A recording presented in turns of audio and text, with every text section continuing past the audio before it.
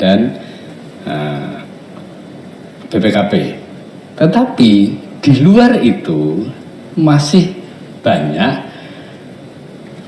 bukan PNS, bukan P3K, bukan tenaga yang masuk database BKN, bukan ex tenaga honorer yang betul-betul bertugas, misal sopir, cleaning service, dan sebagainya, yang memang tidak masuk kategori dalam pendataan tenaga non ASN.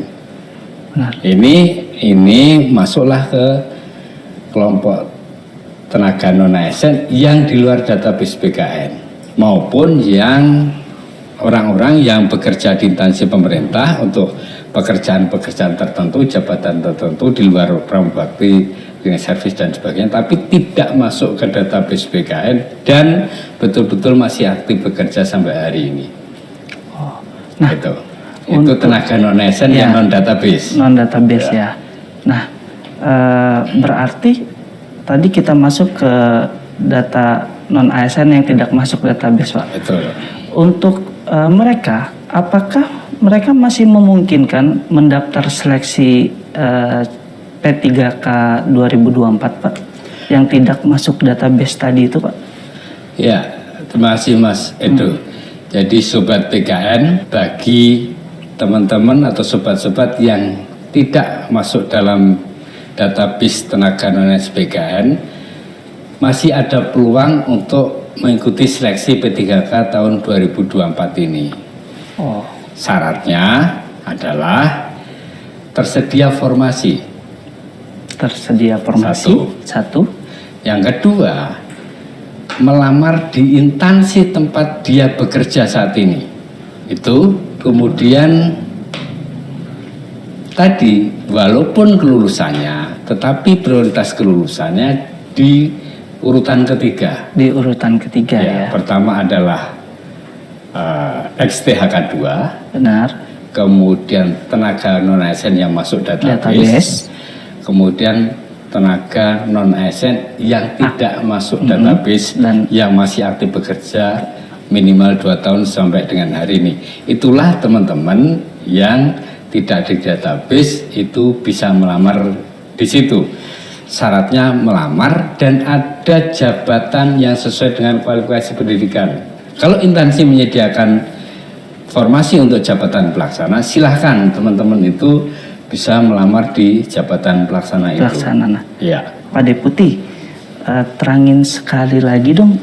Tadi saya masih sedikit belum memahami terkait adanya tenaga kerja non ASN yang termasuk database BKN dan yang tidak termasuk database BKN. Nah, apa sih kriteria atau ciri tanda bahwa tenaga kerja non ASN itu sudah masuk database BKN begitu? Bagaimana cara mengetahuinya tuh mereka? Seperti itu. Terima kasih Mas Edo. Ya, siap. Jadi tadi sudah saya jelaskan sedikit terkait dengan istilah tenaga non ASN yang ada di database BKN. Benar. Dan tenaga non ASN yang non database BKN. Benar. Nah, untuk mengetahui apakah rekan-rekan atau sobat BKN namanya masuk dalam database tenaga non ASN yang ada di BKN, database BKN, itu yang pertama harus diingat dulu apakah pada waktu pendataan itu ikut dalam pendataan itu, pendataan tenaga non ASN itu ikut pendataannya, diusulkan ke BKN. Kalau lupa atau antara ingat tidak ingat, hubungi admin instansi, dalam ini di pengelola kepegawaiannya, untuk cek di datanya. Karena di instansi pasti bisa untuk melihat itu apakah nama saya misalnya atau nama teman-teman ada dalam database tenaga non ASN yang ada di BKN hasil pendataan. Ya, jadi hubungi instansinya. Kalau di daerah BKD atau di pengelola admin kepegawaian di satkernya masing-masing, baru nanti akan dibantu untuk melihat itu. Dicek ya, ibaratnya Pak. Betul. Seperti itu.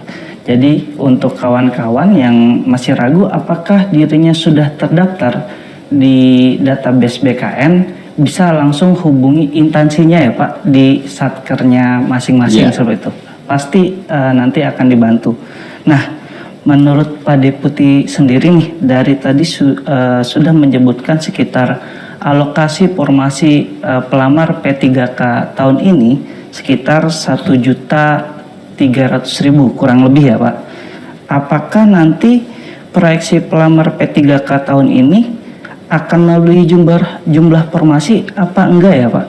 Baik, alokasi formasi yang disediakan oleh pemerintah melalui Menpan RP itu untuk P3K kurang lebih 1,3 ya. Nah, tapi usulan yang masuk dan ditetapkan itu 1.11.397 untuk sampai dengan hari ini, karena masih kemungkinan masih bergerak karena ada instansi yang belum selesai mungkin. Nah, jadi 1 juta lebih lah gitu. Nah, kalau pelamarnya kemungkinan besar akan lebih dari 1 juta. Membludak lagi ya, karena di database saja sudah berapa pelamarnya ya. Tapi serapan atau realisasi formasinya belum tentu. Harusnya untuk P3K ini karena khusus, artinya instansi menetapkan atau mengusulkan rincian formasinya itu sudah melalui analisis di samping kebutuhan juga jumlah dan sebaran calon pelamar, dalam arti ada XTKHK 2-nya, ada tenaga non-ASN yang masuk database BKN, dan ada tenaga non-ASN yang tidak masuk database BKN yang memang bekerja di instansi itu. Jadi kalau instansi sudah melakukan penghitungan dan semua tercover sesuai dengan apa yang ada, kita harapkan jumlah 1.011.000 lebih ini akan terpenuhi. Karena ini kan formasinya khusus benar sekali, benar. Ya. Sebenarnya khusus formasinya kan. Berarti kemungkinan besar juga akan terpenuhi ya Pak? Ya, mendekati lah. Kalau lebih nggak mungkin, tapi kalau terpenuhi mungkin. Ya. Baik Pak Deputi, tadi sudah dijelaskan beberapa hal tentang tenaga kerja honorer, baik non-ASN yang terdaftar di database BKN dan tidak terdaftar di database BKN.